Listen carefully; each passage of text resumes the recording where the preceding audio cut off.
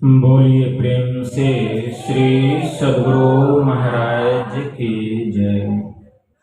श्री सद्गुरु महाराज की जय। श्री सद्गुरु महाराज की जय। एक बार हम लोग आस्था और विश्वास के साथ बुलंद स्वर में गुरु महाराज का श्री जय घोष करें। श्री सद्गुरु महाराज की जय। नमामि अमित ज्ञान रूपं कृपालं अगम बोध दाता सुबुद्धि निधि विशालम क्षमाशील यति धीर गंभीर ज्ञानम धर्मकील गृहधीर समधीर ध्यानम जगत त्राणकारी आधारी उदारम भगत प्राण रूपं दयागुण अपारं नमो सतगुरुम ज्ञान दाता सुस्वामी नमामि नमामि नमामि नमामि नमामि नमामि नमामि नमामि। महाराज सद्गुरु है राजन को राजा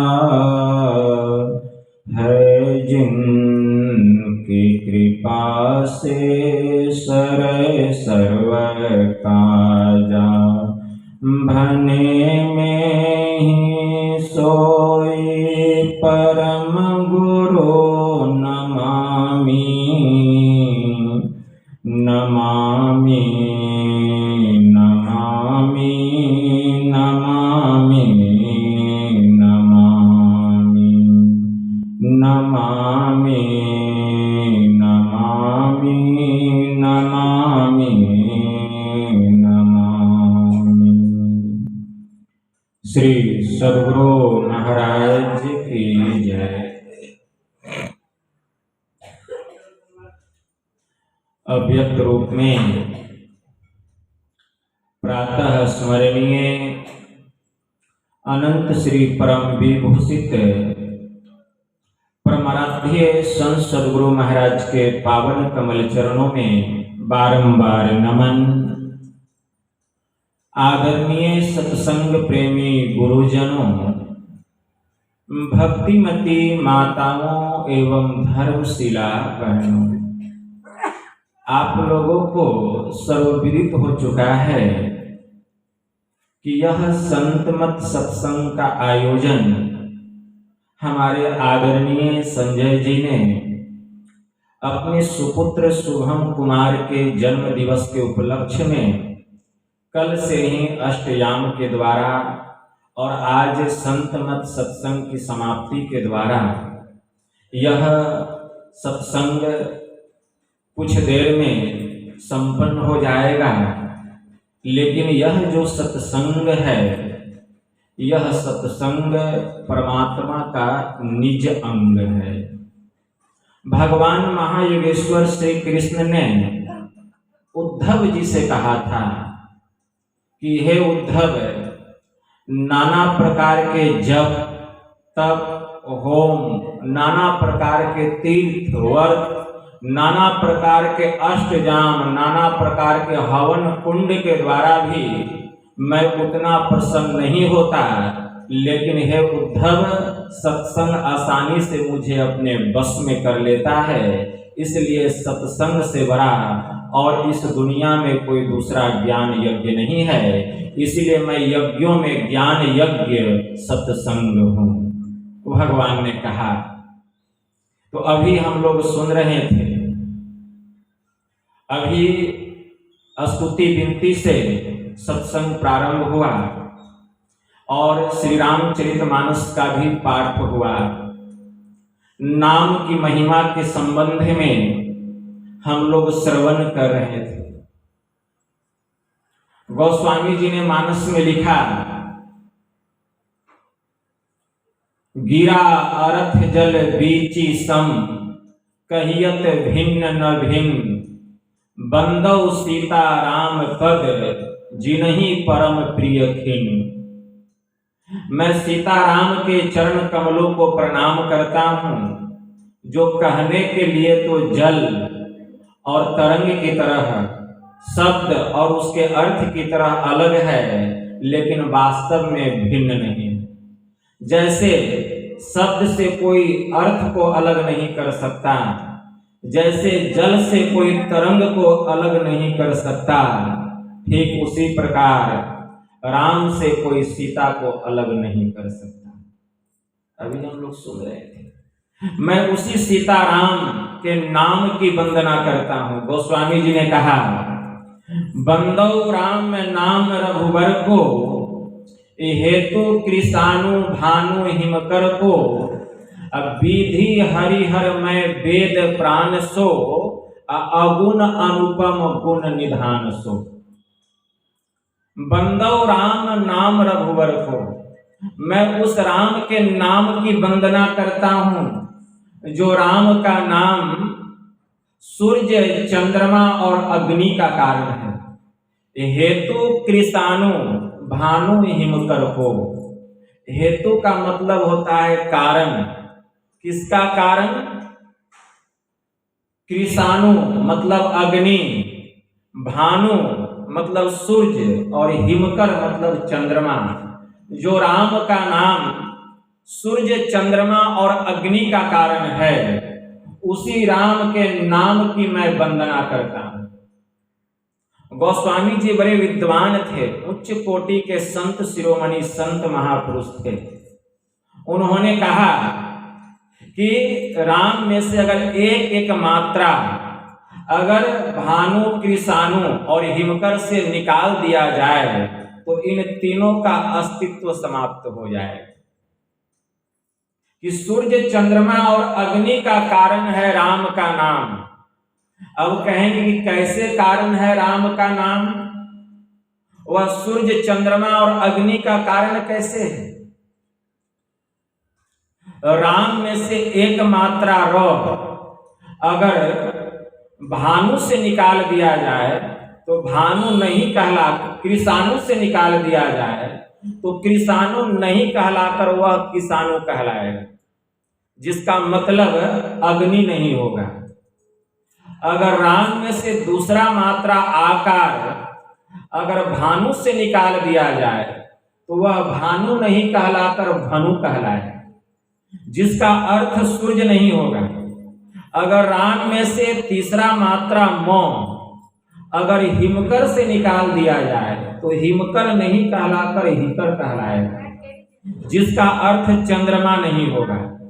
इसीलिए गोस्वामी जी ने लिखा कि बंदौ राम नाम रघुवर को, हेतु कृषाणु भानु हिमकर को। मैं उस राम के नाम की वंदना करता हूँ जो सूर्य चंद्रमा और अग्नि का कारण है।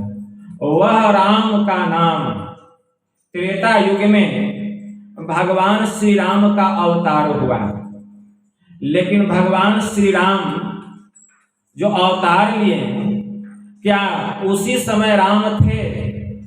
क्या उसके पहले राम नहीं थे? उसके पहले सतयुग था। 4 युग है, सतयुग, त्रेता, द्वापर और कलयुग।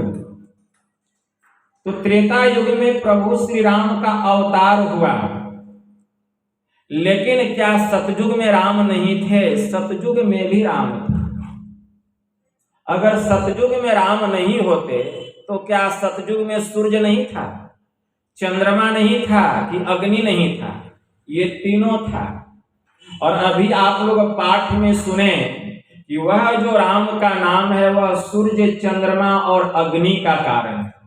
तो जब राम थे नहीं तो सूर्य चंद्रमा और अग्नि की उत्पत्ति करने वाले कैसे हो गए?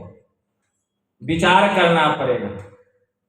वह राम जब यह दुनिया नहीं था तब वे थे, जब यह दुनिया है तब भी वे हैं, और जब यह दुनिया नहीं रहेगा तब भी वे रहेंगे। गुरु नानक देव जी महाराज की वाणी में आया, तभी अपना आपू आप ही उपाया, न कछु ते कछु करी दिखलाया। पहले कुछ भी नहीं था, न सूर्य था, न चंद्रमा था, न अग्नि था, न यह धरती थी, न आसमान था, न पेड़ पौधे थे, न नदियां थी, न झरने थे, कुछ भी नहीं था। केवल परमात्मा थे, केवल राम थे। उनकी मौज हुई और उन्होंने कुछ नहीं से सब कुछ करके दिखला दिया। वे राम ऐसे समर्थवान और सर्वशक्तिमान हैं। एक बड़े उच्च कोटि के महापुरुष हो गए संत दादू दयाल जी महाराज। उस समय बादशाह अकबर थे। बादशाह अकबर ने संत दादू दयाल जी महाराज की बड़ी प्रशंसा सुन रखी थी। एक दिन उसने संत दादू दयाल जी महाराज को अपने दरबार में बुलाया और कहा कि आप तो बड़े उच्च कोटि के फकीर कहलाते हैं, मुर्शिद कहलाते हैं, फनाफिल कहलाते हैं, संत कहलाते हैं। आप मुझे यह बतलाइए कि खुदा ने सबसे पहले क्या बनाया?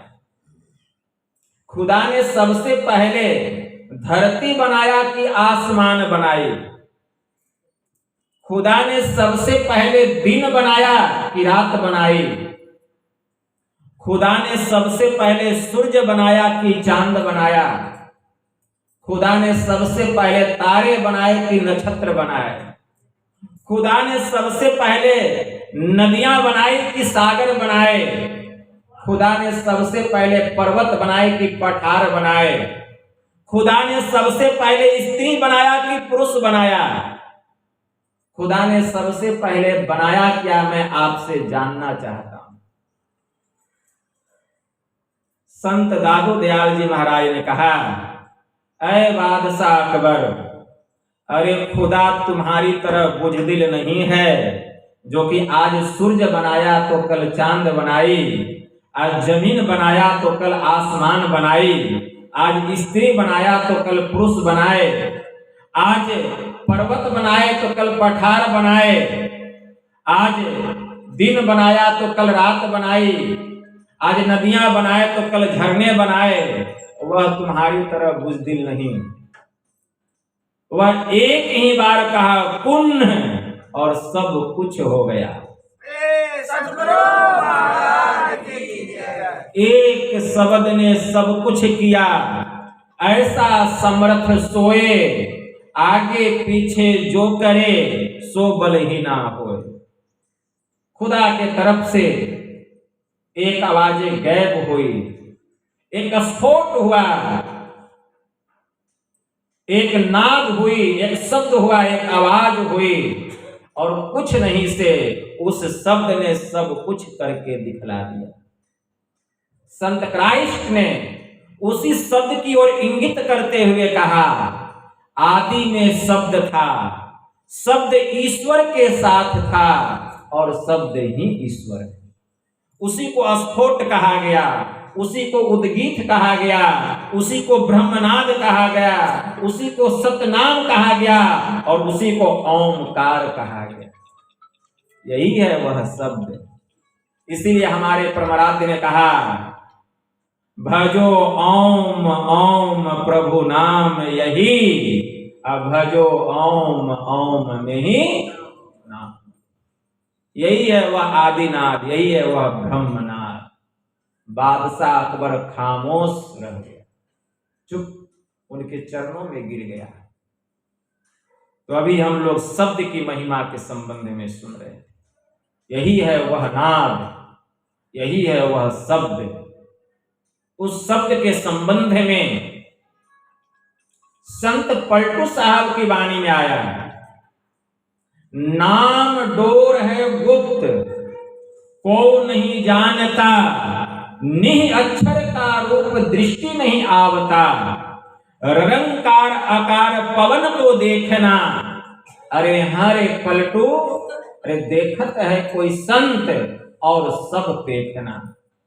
जो कोई चाहे नाम को सो नाम अनाम है जी, लिखन पढ़न में आवे नाही, निह अक्षर काम है जी। रूप कहे अनुरूप पवन अनुरेखते, अरे हारे पलटू, अरे गैप दृष्टि से संत नाम वह देखते। गैप दृष्टि किसको कहा गया? आत्म दृष्टि को कहा गया। एक उच्च कोटि के फकीर हो गए पंजाब में, शाही बुल्ले साहब, उनकी वाणी में आया, आज लोग नाना प्रकार के विषयों को पढ़ पढ़ करके नाना प्रकार की डिग्रियां प्राप्त कर रहे हैं। वास्तव में अगर कोई एक अलिफ पढ़ ले तो उसको निजात मिल जाए, छुटकारा मिल जाए। उसी समय एक मौलाना हुए, उनका नाम था हजरत अनवर अली रोहतकी। उन्होंने एक पुस्तक लिखी कानूने इश्क। उस पुस्तक के पृष्ठ संख्या 204 में उन्होंने लिखा, जिस अलिफ को पढ़कर जीव को निजात मिलता है, छुटकारा मिलता है, वह अलिफ उर्दू, फारसी और अरबी का पहला अक्षर नहीं है। वह संतों के ज्ञान का सीना है, सफीना नहीं कि जिसको तख्ती पर लिख दिया और लिख करके मिटा दिया। अरे वह तख्ती पर लिखने में ही आने वाला नहीं है, तो उसको मिटाया कैसे जा सकता है? वह अलिफ, वह क्या है? गुरु नानक देव जी महाराज मौलवी साहब के यहां पढ़ने के लिए जाया करते थे। एक दिन मौलवी साहब ने गुरु नानक देव जी महाराज को पढ़ाया, बोलो अलिफ। गुरु नानक देव जी महाराज बोलते हैं अलिफ। गुरु नानक देव जी महाराज मौलवी साहब से पूछते हैं, मौलवी साहब अलिफ का मतलब क्या होता है? मौलवी साहब कहते हैं अलिफ का मतलब होता है एक। गुरु नानक देव जी महाराज को पुनः मौलवी साहब कहते हैं पढ़ो बे। गुरु नानक देव जी महाराज बोलते हैं बे। गुरु नानक देव जी महाराज मौलवी साहब से पूछते हैं, मौलवी साहब बे का मतलब क्या होता है? मौलवी साहब कहते हैं बे का मतलब होता है दूसरा। तो गुरु नानक देव जी महाराज कहते हैं, मौलवी साहब पहले मुझे उस एक को पढ़ लेने दीजिए, बाद में मैं दूसरे को पढ़ूंगा। विचार कीजिए, उन्होंने कौन सा एक को ग्रहण किया, किस एक का उन्होंने ज्ञान प्राप्त किया? कितने उच्च कोटि के महान संत हो गए। उन्होंने एक परमेश्वर का, एक ईश्वर का ज्ञान प्राप्त किया और इतने महान संत हो गए। तो यह जो नाम है उसी राम की ओर इंगित करता है, उसी ब्रह्म की ओर इंगित करता है, उस परमात्मा की ओर इंगित करता है। जो उस नाम को जान लेता है उसको जानने के लिए और कुछ शेष बाकी नहीं रह जाता। कठोपनिषद में एक मंत्र आया, अशब्दम अस्पर्शम रूपम वयम तथा रसम नित्यम गंध वचच यत अनाद्यनंतम महता परम ध्रुवम नित्याय तन मृत्यु मुखात प्रमुच्यते। जो परमात्मा शब्द रहित है, स्पर्श रहित है, गंध रहित है, रस रहित है, आकाश रहित है, जो अनादि और महतत्व से भी परे का है, उस परमात्मा को जानकर जीव मृत्यु पर विजय प्राप्त कर लेता है। फिर वह इस आवागमन के चक्र में नहीं पड़ता है, इससे छुटकारा प्राप्त कर लेता है।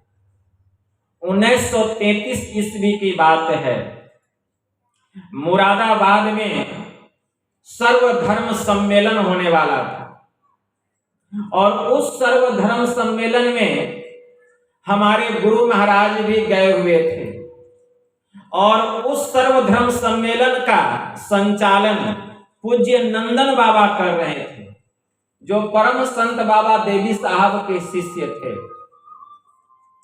वहीं पर आर्य समाजवादी और देव समाजवादी भी आए हुए थे। दोनों में एक बात को लेकर के बड़ा विरोध हो गया था। आर्य समाजवादी का कहना था कि अगर कोई कहता है कि ईश्वर नहीं है तो यह बात हम मानने वाले नहीं। अब देव समाजवादी का कहना था कि कोई कहता है कि अगर ईश्वर है तो यह बात हम मानने वाले नहीं। दोनों में इसी बात को लेकर के विरोध हो रहा था और सभी धर्मों के लोग वहां पहुंचे थे अपने धर्म की खूबियों का वखान करने के लिए। पूज्य नंदन बाबा जब दोनों में विरोध देखते हैं कि विरोध बढ़ते जा रहा है, तब ये गुरु महाराज के पास आए और कहें कि हजूर, आप ही कुछ ऐसा प्रवचन के द्वारा प्रकाशित कीजिए कि इन दोनों के बीच का जो विरोध है वह विरोध समाप्त हो जाए। तो गुरु महाराज के पास माइक ला करके दिया गया, तो गुरु महाराज का महामंडित प्रवचन हुआ था। गुरु महाराज वहां कहने की कृपा किए, अगर कोई यह कहता है कि ईश्वर नहीं है तो उनके ऐसा कहने से ईश्वर कहीं भाग नहीं जाएंगे। अगर कोई यह कहता है कि ईश्वर है तो वे ईश्वर को दिखला नहीं सकते। पुनः उन्होंने कहा कि पहले कुछ देर के लिए इस बात को एक तरफ रख दिया जाए और आप लोग विचार कीजिए कि आप लोग सुख चाहते हैं या कि दुख चाहते हैं। तो कोई भी दुख नहीं चाहता है, हर प्राणी चाहता है कि हमको सुख मिले। लेकिन जरा विचार करें कि हम सुख में हैं या कि दुख में हैं, तो विचार करने से पता चलेगा कि हम दुख में पड़े। और सबसे बड़ा दुख क्या है? बार बार जन्म लेना और बार बार मरना। आवागमन सम दुख दूजा, है नहीं जग में कोई, इसके निवारण के लिए प्रभु भक्ति करनी चाहिए। तो हम लोग दुख में पड़े हुए हैं, बार बार जन्म लेना, बार बार मर जाना, इससे बड़ा दुख और कोई नहीं। इस दुख से छुटकारा पाने का क्या कोई उपाय है? क्या कोई इस उपाय को जानते हैं? और वह है ईश्वर की भक्ति। लेकिन ईश्वर की भक्ति करने के लिए युक्ति चाहिए। ईश्वर की भक्ति करने के लिए युक्ति चाहिए, बिना युक्ति का भक्ति नहीं होता है। इसीलिए परम पूज्य साई स्वामी जी महाराज की वाणी में आया, सत्संग बिना सोचो मानव, जग में वह ज्ञान कहाँ होगा। जिस ज्ञान की छाया में जाकर अपना कल्याण महा होगा। सत्संग में संत वचन रूपी ज्ञान की गंगा बहती है, इसमें अवगाहन यदि न किया तो सतपथ का ज्ञान कहाँ होगा। मुक्ति का मार्ग भक्ति है, और जो युक्ति बिना नहीं होती, और युक्ति से यदि भक्ति न किया तो भव से त्राण कहाँ होगा। सत्संग बिना सोचो मानव, जग में वह ज्ञान कहाँ होगा। तो युक्ति जानने के लिए पहले सत्संग में आना पड़ेगा। सत्संग सुनते सुनते संत सदगुरु मिलेंगे और वही युक्ति बतलाएंगे भक्ति करने की। और फिर भक्ति जानकर जब हम युक्ति करेंगे तो एक दिन जन्म मरण के चक्र से छुटकारा प्राप्त करेंगे। गुरु महाराज की वाणी में आया, मायाबद्ध जीव आवागमन के चक्र में पड़ा रहता है। इस प्रकार रहना जीव के सब दुखों का कारण है। इससे छुटकारा पाने के लिए सर्वेश्वर की भक्ति ही एकमात्र उपाय है और कोई दूसरा उपाय नहीं है। पुनः गुरु महाराज कहने की कृपा किए। दूसरी बात यह है कि अपने को जानना कि मैं कौन हूं। कभी आज तक किसी को पता चला कि मैं कौन हूं? यह जीव कितने शरीर को धारण किया? जब से यह सृष्टि है तब से हम इस संसार में हैं। आ रहे हैं, जा रहे हैं, आ रहे हैं, जा रहे हैं। मौलाना रूम की वाणी में आया है, हफ्त सप्त हफ्ताद कालिब दीदा अम्ब हमचू सबजा बाहिरा रोईदा अम्ब।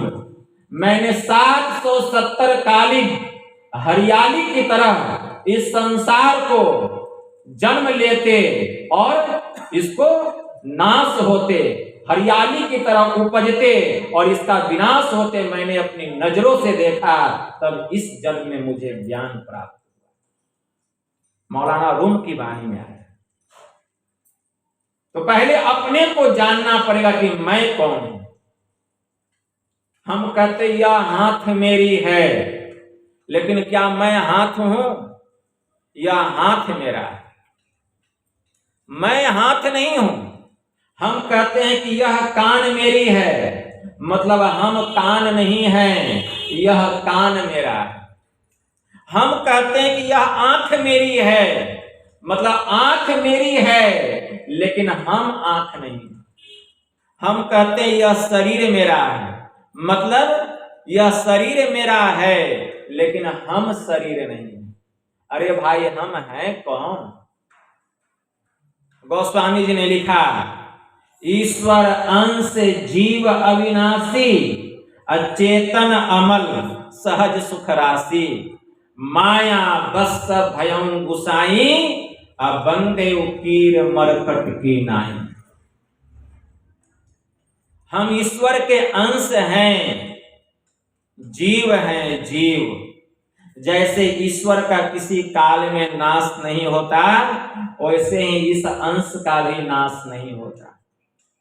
यह अंश जिस दिन उस अंशी में जाकर के मिल जाएगा, हम दुखों से छुटकारा प्राप्त कर लेंगे, सुख के भंडार में चले जाएंगे। तो गुरु महाराज कहने की कृपा किए कि अपने को जानो। अपना ज्ञान कैसे होगा? एक शरीर नहीं है, 5 शरीर है। जब तक पांचों शरीर को पार नहीं करेंगे, न अपना ज्ञान होगा, न प्रभु की पहचान होगी। पांचों शरीरों को पार करने के लिए बाहर कितना भी कोई चले, लेकिन इस स्थूल संसार से भी पार नहीं हो सकता। तो सूक्ष्म कारण, महाकारण, केवल इन 4 शरीर से कैसे पार करेगा? इसके लिए अपने भीतर ही भीतर चलना पड़ेगा।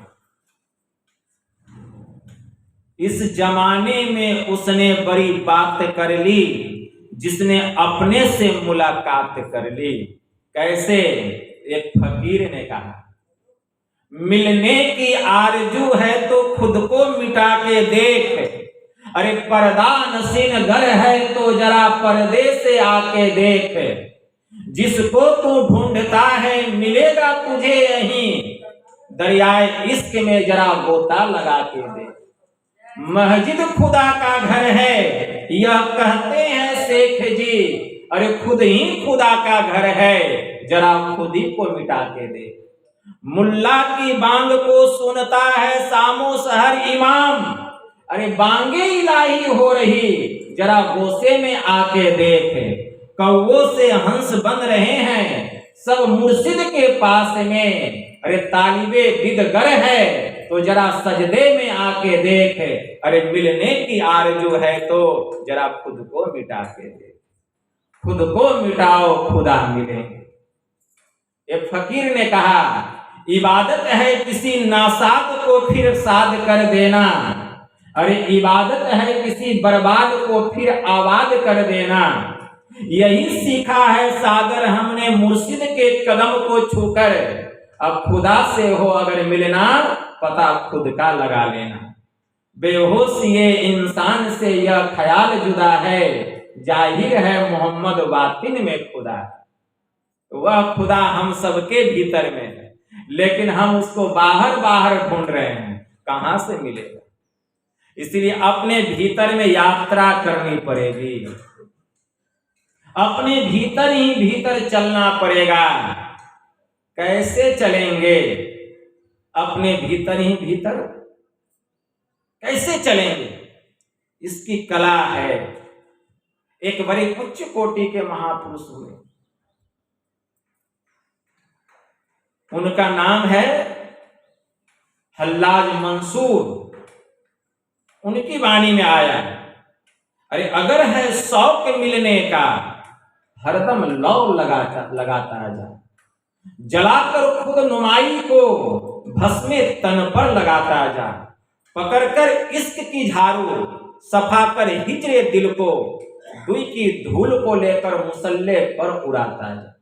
मुसल्ला छोड़ तस्वीर तोड़, इटावे डाल पानी में, पकड़ दस्तों फरिश्तों का, गुलाम उनका कहलाता जा।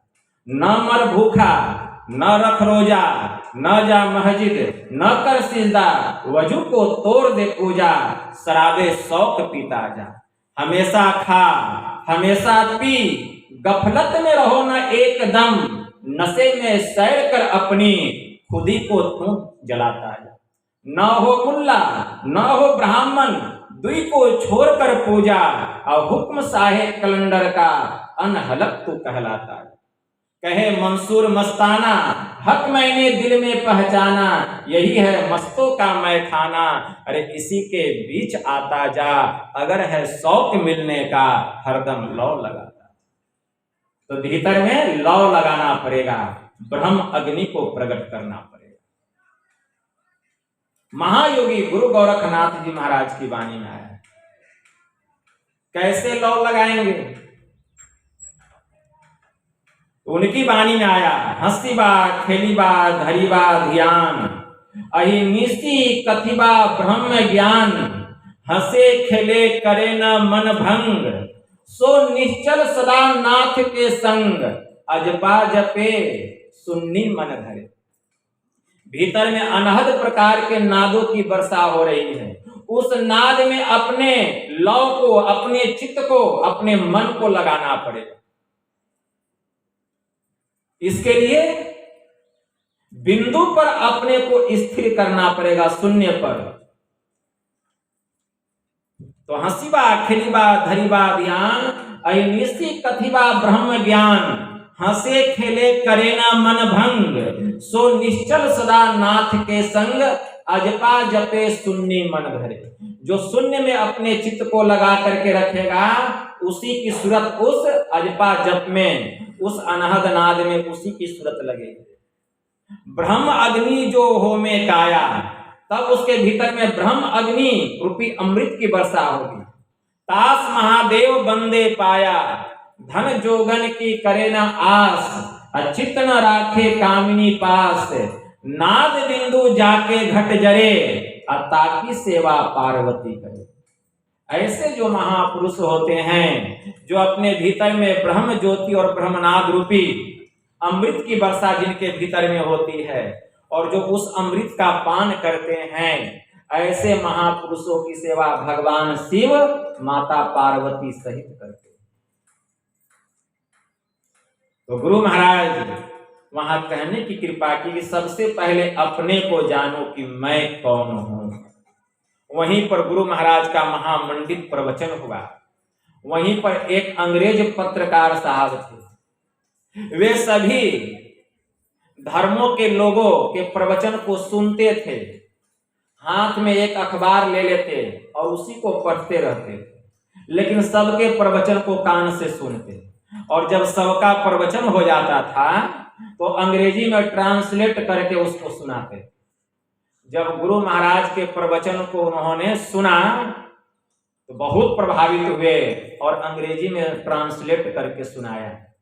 कहा जाता है उनका मस्तिष्क इतना तेज था कि उस समय ब्रिटेन सरकार ने उनके मस्तिष्क को 1 लाख रुपए में खरीदा था कि जब इनका शरीर छूटेगा तो इनके मस्तिष्क को चीर करके इनके दिमाग को निकाला जाएगा और देखा जाएगा कि इसमें खूबी क्या है। वहीं पर आर्य समाजवादी और देव समाजवादी दोनों के बीच में जो विरोध था वह विरोध समाप्त हो गया।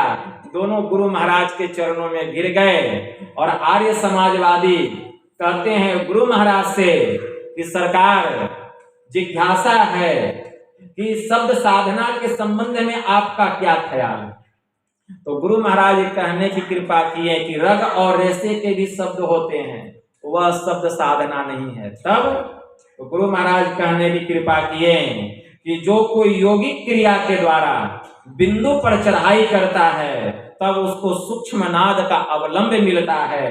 जिसकी सूरत उस सूक्ष्म नाद में लग जाती है वही नाना प्रकार के अनहद नादों को सुनता है और धीरे धीरे उसका मन उसमें फना हो जाता है, लय हो जाता है। तब मन से सूरत अलग हो जाता है। मन खोल है, सूरत चेतन है, खोल रह जाता है और सूरत सीधे ब्रह्म के पास जाता है, निर्वाण को प्राप्त करता है। बहुत प्रभावित हुए। तो ऐसे ज्ञान की प्राप्ति नहीं होती है, तब इस आवागमन के चक्र से छुटकारा मिलता है। गुरु महाराज पंजाब के जालंधर में गए हुए थे। 1978 ईस्वी की यह घटना है।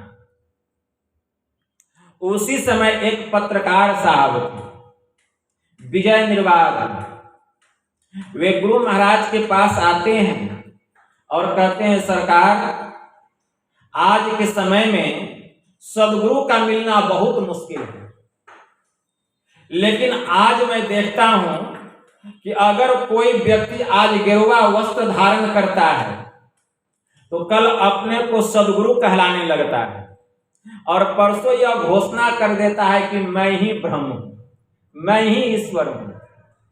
तो गुरु महाराज कहते हैं कि देखिए, मैं अपने को ईश्वर नहीं कहता, लेकिन मैं सबको उस ईश्वर की भक्ति करने के लिए संदेश देता हूं, उपदेश देता हूं, उसकी जुक्ति बतलाता हूं। प्रसंगवश गुरु महाराज व्याख्या करते हुए कहते हैं,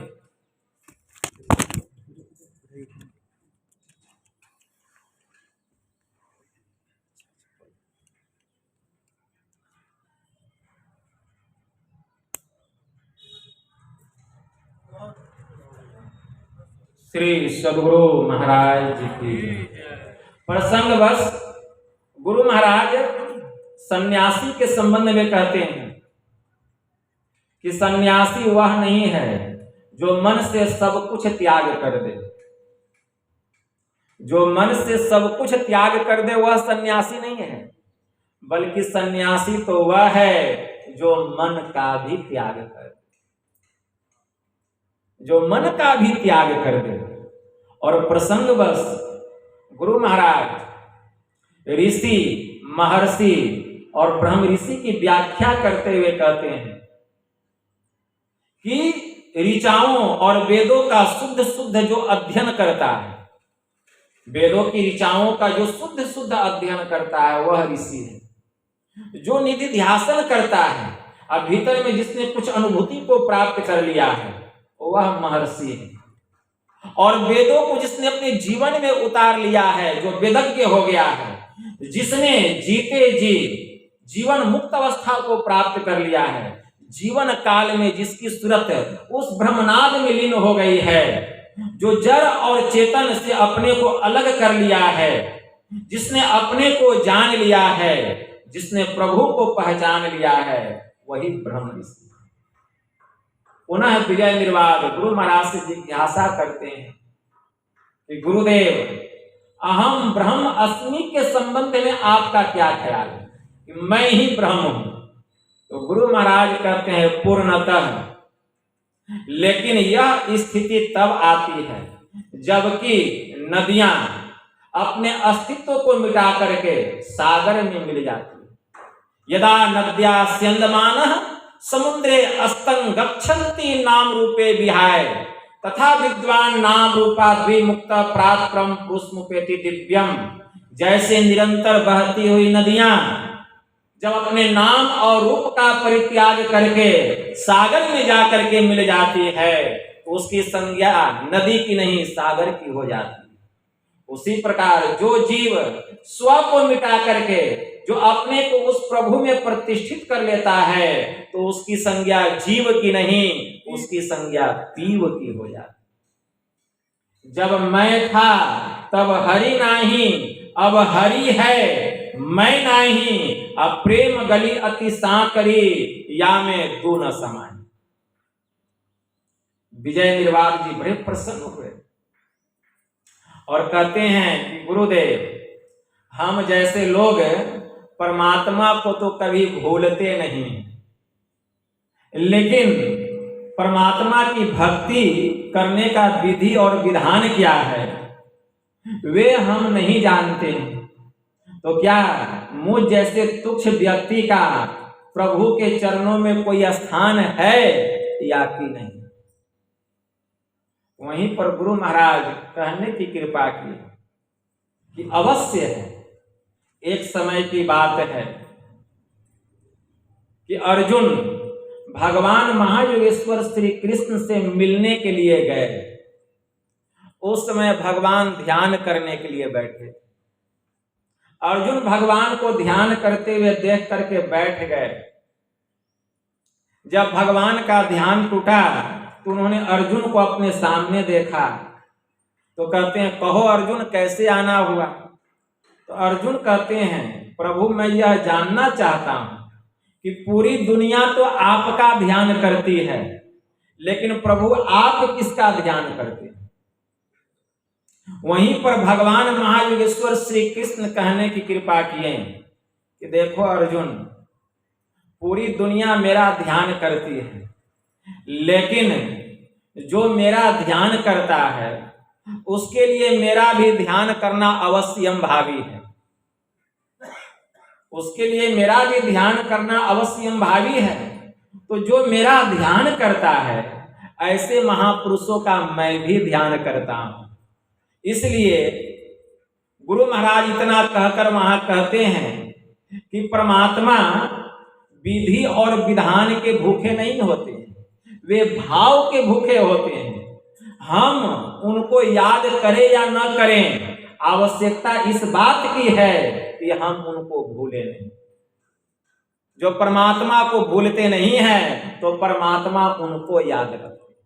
हमें उनको याद रखने की जरूरत नहीं, केवल यह याद रखें कि हम उनको भूले नहीं।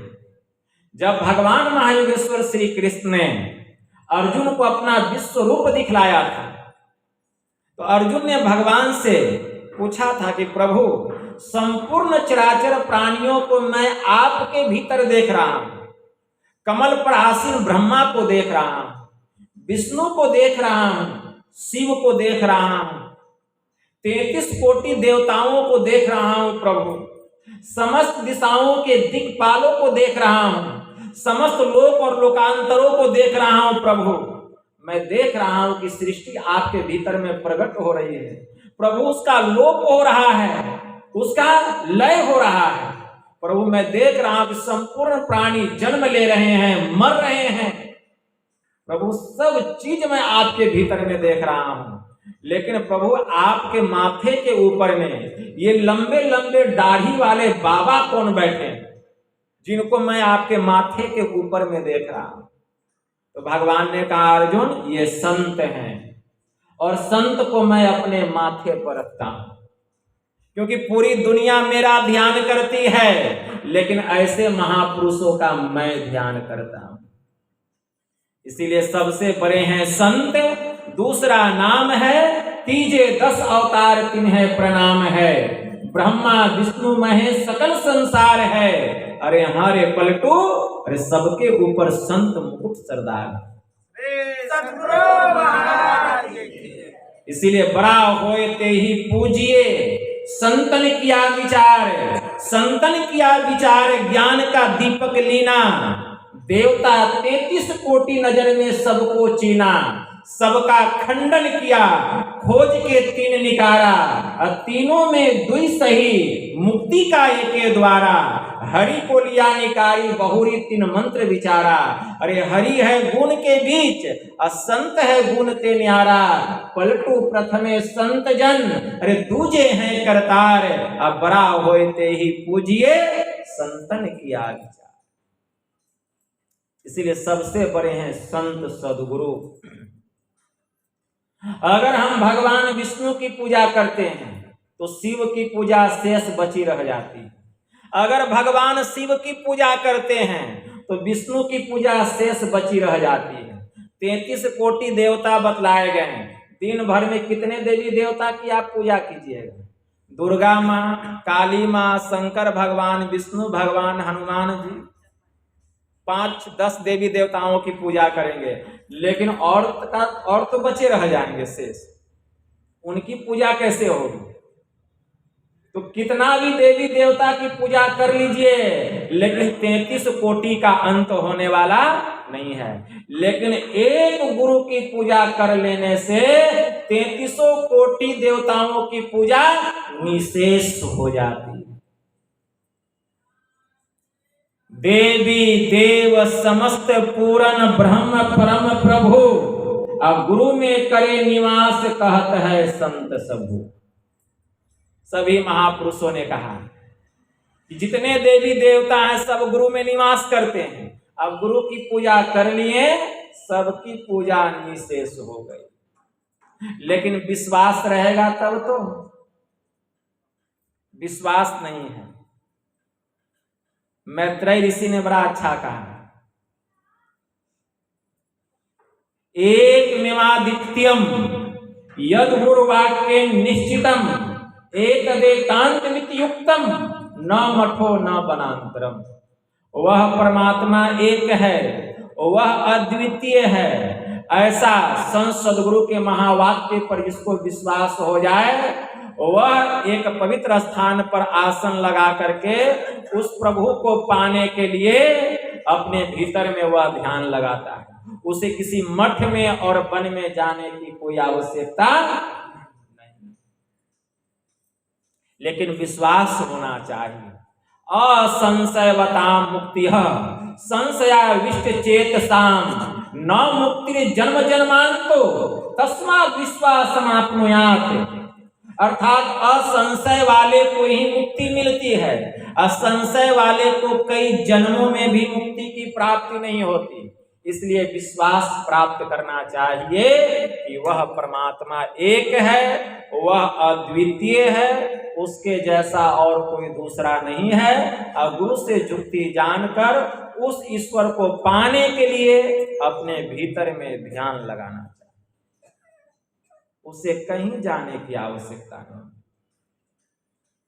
तो जब तक ध्यान नहीं करेंगे, ज्ञान की प्राप्ति नहीं हो। इसलिए भगवान शिव जी ने कहा, योग हीनम कथम ज्ञानम मोक्षदम भवति भोह योगो अपि ज्ञानहीनस्तु न क्षमो मोक्ष कर्मणि तस्मात् ज्ञानम च योगम च मुक्षुरढ्यम भैसेत। कि योगहीन जो ज्ञान है भला मोक्ष कार्य में समर्थवान कैसे हो सकता है? ठीक उसी प्रकार ज्ञान रहित तो जो योग है वह मोक्ष कार्य में भला समर्थवान कैसे हो सकता है? इसलिए योग साम्राज्य की चाहना रखने वाले जो मुमुक्षु प्राणी है उसको ज्ञान और योग दोनों का दृढ़ता के साथ अभ्यास करना चाहिए। अर्थात योग भी चाहिए और ज्ञान भी चाहिए। भगवान बुद्ध ने अपने भिक्षुओं से कहा था, अरे भिक्षुओं ध्यान कर कहीं बेपरवाही के बदले तुझे नरक में आग का धधकता हुआ गोला मुंह में न निगलना पड़े और जलते समय चिल्लाकर यह न कहना पड़े कि हाय यह दुख है। अरे ज्ञान बिना ध्यान नहीं है, अध्यान बिना ज्ञान नहीं है। जिसमें ज्ञान और ध्यान दोनों है, वही तो निर्वाण के समीप है। और उन्होंने यह गाथा कही, नद्धि ध्यानम अपयस पैया, नद्धि अध्यायतो यमहि ध्यान अचपैया, चौसवे निब्बान संति के। प्रज्ञा विहीन को ध्यान नहीं होता, ध्यान नहीं करने वाले को ज्ञान नहीं होता। जिसमें ज्ञान और ध्यान दोनों है, वही ब्रह्म निर्वाण के समीप है, उसी को मुक्ति मिलेगी। इसलिए ध्यान करना पड़ेगा। कैसा ध्यान?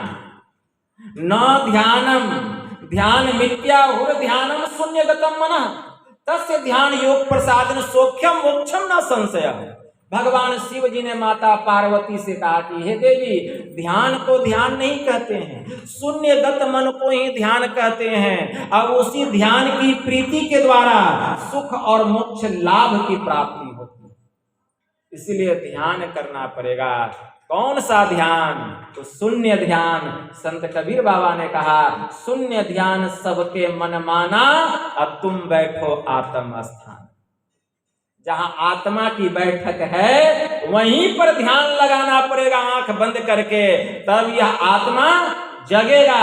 और जब जगेगा तब चलना शुरू करेगा। कहां? सीधे परमात्मा के पास, सीधे ब्रह्म के पास, और कहीं नहीं। अभी यह जीव सोया हुआ है, इसलिए मन जो है इसका लाभ उठा करके, यह जीव सोया हुआ है, मन लाभ उठा करके इस चेतना की शक्ति पा करके आंख का संग करके रूप में, कान का संग करके शब्द में, नासिका का संग करके गंध में, जिह्वा का संग करके स्वाद में, चमड़ा का संग करके स्पर्श में, यह भोग कर रहा है। मन इसका फायदा उठा रहा है। किसका? इस जीव का। क्यों? यह सोया हुआ है। जिस दिन जग जाएगा, मन की हेकड़ी समाप्त हो जाएगी। जैसे सांप बाहर में बड़ा टेढ़ा मेढ़ा चलता है, लेकिन जब बिल में घुसता है, लाठी के जैसा सीधा हो जाता है। उसी प्रकार यह मन जब तक विषय भोग में लगा रहता है, बड़ा टेढ़ा मेढ़ा चलता है संसार में, लेकिन जैसे ही 10वें द्वार में प्रवेश करता है, उसी सांप की तरह यह सीधा हो जाता है। इसकी हेकड़ी समाप्त हो जाती है। क्यों? क्योंकि यह जीव जग जाता है। और जब जग जाता है तो मन को दबोच लेता है। जब जीव जगता है, जैसे ही शब्द में लगता है सूरत, मन बस में हो जाता है। मन बस में हो जाता है। बस मन जो है छूटने लगता है धीरे धीरे, और जीव जो है निकलने लगता है शैलेशी अवस्था में। तो यह ध्यान योग के द्वारा होगा। मन पांचों के बस में पड़ा, मन के बस नहीं पांच, अपने अपने स्वाद में सबही नचावे नाच। पांचई पांच परस रस, गंध शब्द अरुरूप, इनका कहा न कीजिए बहुरी पर्व भव को। इसीलिए ध्यान योग की जरूरत है। ध्यान योग करना पड़ेगा, लेकिन यह विद्या सब कोई नहीं बता सकता है। अभी आप सुने ध्यान कहाँ लगाना है? तो शून्य ध्यान सबके मन माना, और तुम बैठो आत्म स्थान।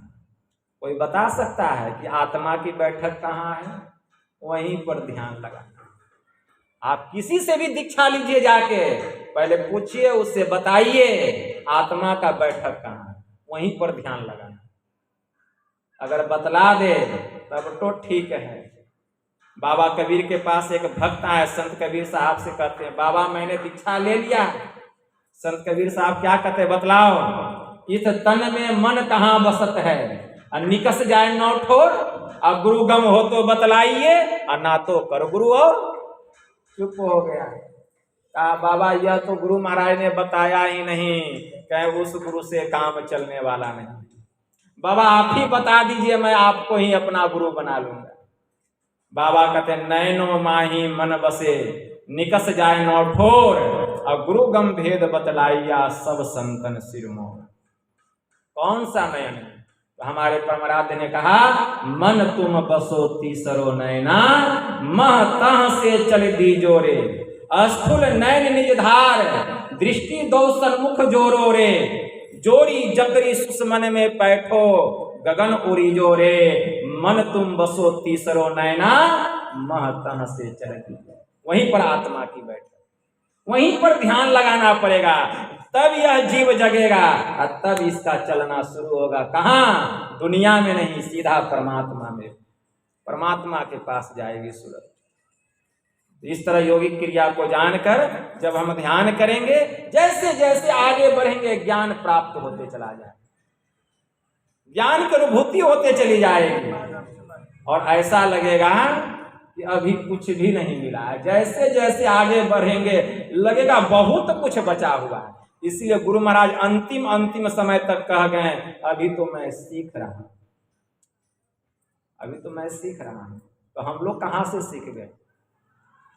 इसीलिए यह काम करना पड़ेगा और यह काम इसी शरीर से होगा, तब हमारा यह मनुष्य का शरीर सार्थक होगा। कहने के लिए बहुत बात है, लेकिन यही थोड़ा सा आप लोगों की सेवा में कहा।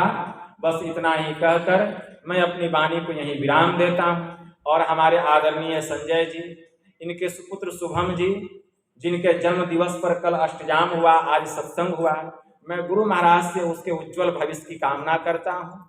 और हमारे आदरणीय संजय बाबू, उनके बड़े भाई, सभी परिवार के लिए गुरु महाराज से प्रार्थना करता हूँ कि इनकी आर्थिक रूप से उन्नति हो और आध्यात्मिक रूप में भी उन्नति हो और बराबर इसी तरह यहाँ सत्संग होता रहे, ताकि हम लोगों को लाभ मिले। और आप लोग जो इतना कीमती समय निकाल कर इस सत्संग में आए हैं, आप लोग बड़े पुण्य के भागी। अगर आप लोग नहीं आते तो यह ज्ञान हम किनको सुनाते? इसीलिए गुरु महाराज से आप लोगों के लिए भी प्रार्थना है कि आपके जीवन के जो कष्ट हैं गुरुदेव उसका हरण करें और आपके मन की जो कामनाएं हैं गुरु महाराज उसको पूरा करें और ध्यान साधना में आप लोगों को पूर्ण रूप में उन्नति हो। बस इतना ही कहकर गुरु महाराज के श्री चरणों में प्रेम पुष्प समर्पित करते हुए मैं अपनी वाणी को यहीं विराम देता हूँ। बोलिए प्रेम से श्री सद्गुरु महाराज की जय।